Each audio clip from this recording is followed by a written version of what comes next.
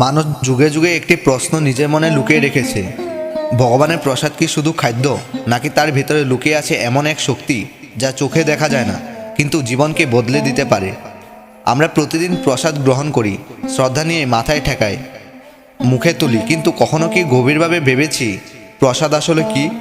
কেন হাজার হাজার বছর ধরে মানুষ প্রসাদকে সাধারণ আহার থেকে আলাদা করে রেখেছে? কেন প্রসাদ গ্রহণের পর মানুষের মনে এক অদ্ভুত শান্তি নেমে আসে, এক অজানা শক্তি কাজ করতে শুরু করে? প্রসাদ শব্দটির মধ্যেই লুকিয়ে আছে তার আসল পরিচয়। প্রসাদ এই শব্দটি 3 অংশে বিভক্ত। প্রর অর্থ হলো প্রভু, যিনি সর্বশক্তিমান। সার অর্থ হলো সাক্ষাৎ, অর্থাৎ সরাসরি উপস্থিতি। দর অর্থ হলো দর্শন, মানে অনুভব, উপলব্ধি। অর্থাৎ প্রসাদ মানে প্রভুর সাক্ষাৎ দর্শনের মাধ্যমে প্রাপ্ত অনুগ্রহ। তাই প্রসাদ কোনো সাধারণ খাবার নয়, এটি সেই বস্তু যেটির মাধ্যমে ভগবান নিজেকে মানুষের কাছে প্রকাশ করেন। যখন কোনো ভোগ ভগবানের কাছে নিবেদন করা হয়, তখন সেই খাদ্যের ভৌতিক পরিচয় বদলে যায়। সেটি আর শুধু অন্ন থাকে না, তা হয়ে ওঠে চেতনা সম্পন্ন। শাস্ত্র বলে, ভগবান যাকে গ্রহণ করেন তাকেই তিনি স্পর্শ করেন, আর ভগবানের স্পর্শ মানেই শক্তির সঞ্চার। এই কারণেই প্রসাদ গ্রহণের পর মন শান্ত হয়, দুঃখ হালকা হয়, অহংকার ধীরে ধীরে গলে যায়। অনেকে প্রশ্ন করেন, সব প্রসাদ কি সমান শক্তিশালী, নাকি কোনো প্রসাদে শক্তি বেশি? কিন্তু এই প্রশ্নের উত্তর এত সহজ নয়, কারণ শক্তি শুধু ভগবানের মধ্যে নয়। শক্তি নির্ভর করে ভক্তির গভীরতার উপর, সমর্পণের বিশুদ্ধতার উপর, এবং সেই প্রসাদ গ্রহণকারীর চেতনার উপর।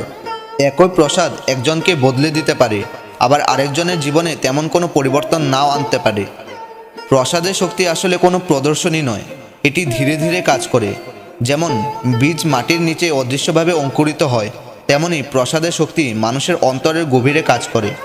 এটি অহংকার কমায়, কামনা শুদ্ধ করে, রাগ প্রশমিত করে। শাস্ত্রে বলা হয়, যে ব্যক্তি নিয়মিত প্রসাদ গ্রহণ করে সে অজান্তেই নিজের কর্মবন্ধন হালকা করে ফেলে। সব ভগবানের প্রসাদই উত্তম, সব প্রসাদই পবিত্র, কারণ ভগবান যে হন না কেন তিনি পরম। তার কৃপা কখনো ছোট হয় না। কোনো প্রসাদকে ছোট করা মানেই ভক্তির অপমান। সব প্রসাদই পবিত্র, সব প্রসাদই শক্তিশালী, এ নিয়ে কোনো সন্দেহ নেই। কিন্তু যে প্রসাদ শ্রীকৃষ্ণকে ভোগ লাগিয়ে প্রাপ্ত হয়, তার মধ্যে থাকে এক আলাদা স্তরের শক্তি। তাই সেই প্রসাদকে বলা হয় মহাপ্রসাদ। মহাপ্রসাদ এমন এক সত্য যা বোঝার জন্য যুক্তি নয়, অনুভব দরকার। এটি কোনো খাদ্যবস্তু নয়, এটি ভগবানের ইচ্ছার রূপ।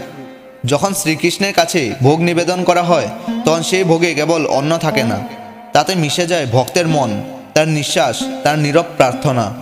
এই মিলনের মুহূর্তেই সাধারণ ভোগ ভেঙে যায় আর জন্ম নেয় মহাপ্রসাদ।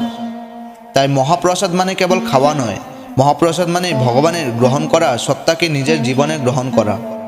শাস্ত্রে বলা হয়েছে, যে ব্যক্তি নিয়মিত শ্রীকৃষ্ণের মহাপ্রসাদ গ্রহণ করে তার জীবনে ভক্তি আলাদা করে অনুশীলন করতে হয় না, প্রসাদই তার শিক্ষক হয়ে ওঠে।